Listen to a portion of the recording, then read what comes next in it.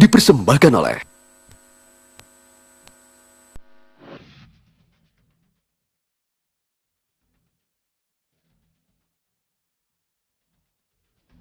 dia nggak pernah bisa pakai nomor teleponnya anak-anak tuh ada nomor tuh berapa, satu anak tuh punya 5-6 nomor, kita pakai itu loh, dia nggak bisa, nggak mungkin dia nggak tahu.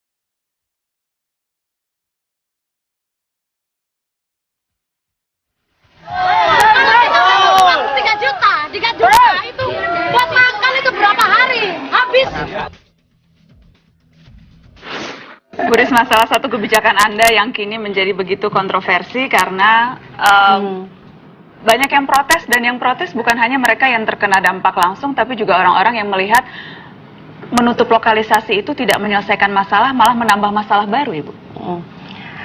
Ya, awalnya saya juga berpikir gitu. Jadi awalnya saya juga berpikir gitu. Jadi itu adalah perjalanan panjang saya. Kemudian saya menetapkan itu. Pada awal-awal saya menjabat wali kota, saya didatangi oleh 20 kiai. Nah, kemudian saya sampaikan saat itu, kiai, saya kan belum bisa memberikan makan mereka semuanya. Kemudian, gimana Bu Wali? Oh ya, saya bilang, bagaimana mungkin mereka kan harus memberikan makan kepada keluarganya. Kemudian, terus di situ kemudian media sempat, saya masih punya itu dokumennya, gubernur setuju menutup lokalisasi, wali kota menolak. Saya masih punya itu dokumen itu. Nah, kemudian dari situ sekali lagi saya memang mungkin itu yang saya yang saya ikuti, karena saya mengikuti hati saya. Itu saya ditunjukkan oleh Tuhan. Pertama awalnya kasus trafficking anak-anak. Satu kali kasus, saya telusuri. Kalau saya begitu, saya tidak mungkin anak itu terjadi sesuatu kalau dia tidak punya background. Apa latar belakang dia? Latar belakang dia bisa dari sekolah, bisa dari pergaulan, bisa dari keluarga. Itu saya telusuri betul. Saya telusuri betul. Nah, kemudian saya cek di keluarganya, kenapa awalnya. Saya ketemu dia dulu sih, ketemu dia dulu gitu. Kenapa begini, ya begini. Kemudian saya telusuri keluarganya, kemudian saya telusuri sekolahnya, kemudian saya telusuri lingkungannya. Nah, kemudian dari situ saya ketemu lagi seperti itu kasus. Nah, ternyata hampir 90% itu anak-anak ini punya hubungannya dengan kawasan ini. Entah dia anak dari situ, orang tua di situ, entah dia pernah tinggal di situ, kemudian entah sekarang juga dia masih tinggal di situ, kayak gitu. Nah, dari situ kemudian saya turun ke sekolah juga. Saya ngajar Mbak di sekolah-sekolah itu. Jadi saya punya catatan, oh anak ini punya masalah di situ, sekolahnya di situ, saya turun di sekolah itu. Supaya itu tidak berpengaruh ke anak teman-temannya yang lain. Apa yang Anda temukan di sekolah itu, Bu? Nah, dari situ saya bisa melihat awalnya, yang paling berat itu yang dekat kawasan lokalisasi yang paling terkenal di Surabaya. Doli. Ya. 1 jam biasanya anak-anak itu setelah saya ajak ngomong, itu kemudian nangis mereka, ngeluh gitu, sampai mereka mau curhat ke saya tuh antri, kadang sampai 10 orang gitu. Mau curhat ke saya, cerita tentang bagaimana keluarganya, cerita masalahnya, tentang apapun pergaulannya, dia cerita ke saya. Saya bawa psikolog kalau ke sekolah itu minimal 5 orang. Nah, kemudian saya tampung, saya peluk begitu. Nah, nanti setelah itu saya kumpulkan, saya selalu minta ruangan sekolah itu saya kumpulkan, terus di situ ditangani psikolog.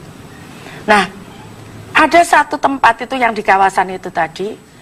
Saya 1 jam itu sama sekali orang kayak itu kosong begitu. anak-anak itu. 1 jam mereka tidak tersentuh omongan saya. 2 jam saya berfrustasi. 2 jam, ya Tuhan, apa ini yang terjadi? Begitu saya ngomong, pingsan tiba-tiba satu anak, plak, pingsan lagi, 2 plak, plak, pingsan. Ada 20 anak. Terpaksa saya panggil dokter lah, karena pingsan saya juga takut kan. Saya masuk ruangan, aduh ceritanya. Rasanya saya sudah, waktu itu sudah mau nyerah, sudah. Cerita itu, sudah selesai. Apa Bu ceritanya? Sampai Ibu, sampai Risma hari ini yang begitu keras bisa sampai mau nyerah tuh mendengarkan apa? Saya tidak tega Mbak ngomong.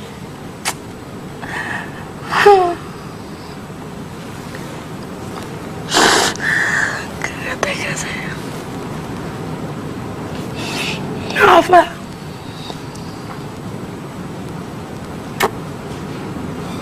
Kaitannya dengan prostitusi yang mereka dipaksa atau kaitannya dengan keluarga?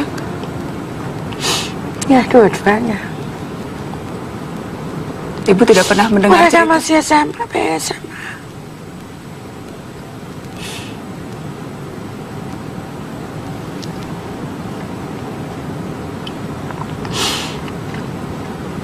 Seperti itu.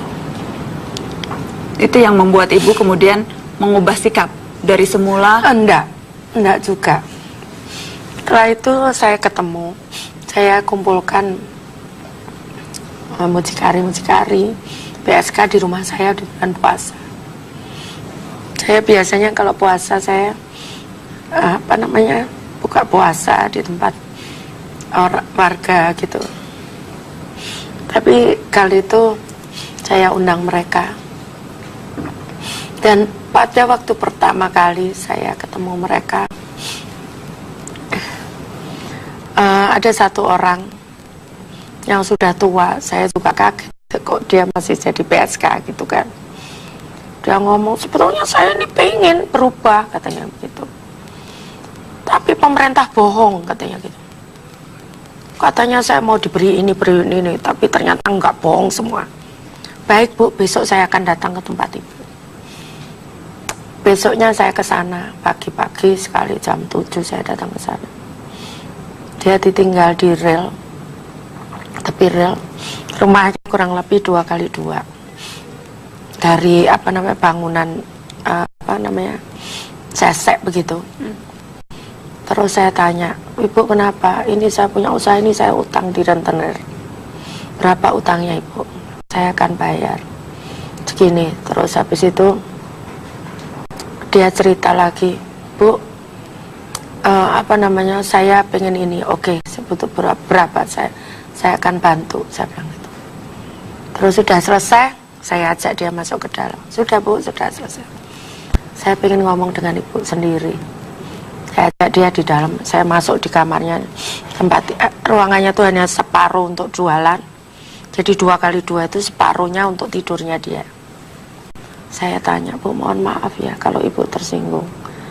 Saya juga ingin tahu. Saya mohon maaf sekali kalau Ibu tersinggung. Dan mohon maaf kalau saya salah. Nah, terus saya tanya di situ, Bu, Ibu sekian tahun, Ibu mulai umur berapa jadi PSK? Dia sampaikan 19 tahun. Ibu sekian tahun jadi PSK, kok kenapa Ibu tidak bisa nabung?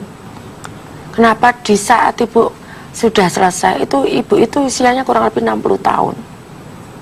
Masih jadi PSK Bu, usia 60 tahun? Ya. Kemudian ya dia sampaikan bahwa selama ini uang yang dia pakai habis untuk beli baju, habis untuk beli make up, kemudian ya seperti itu.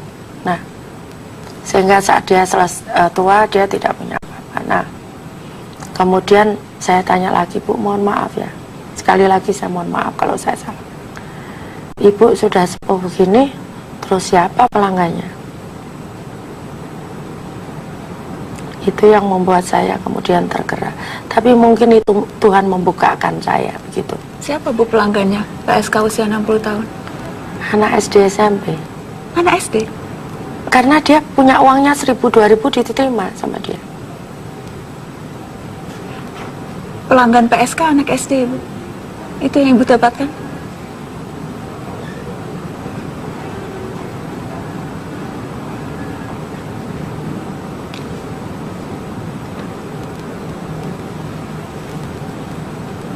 Apa yang kemudian Ibu lakukan, Bu, setelah mendengar pengakuan itu? Ya, saya kumpulkan kepala dinas. Saya pamit ke keluarga saya. Kalau saya mati, nangan ini tolong diikhlaskan. Tidak boleh ada keluarga saya yang nuntut atas kematian saya.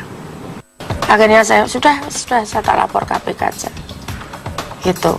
Lapor KPK, dan kemudian Ibu memang melapor KPK? Iya, terus saya lapor KPK itu. Jadi itu sudah tidak ada, saya sudah tidak ada sudah tidak bisa lagi bagaimana ngamankan ini kan. Bingung saya terus terang.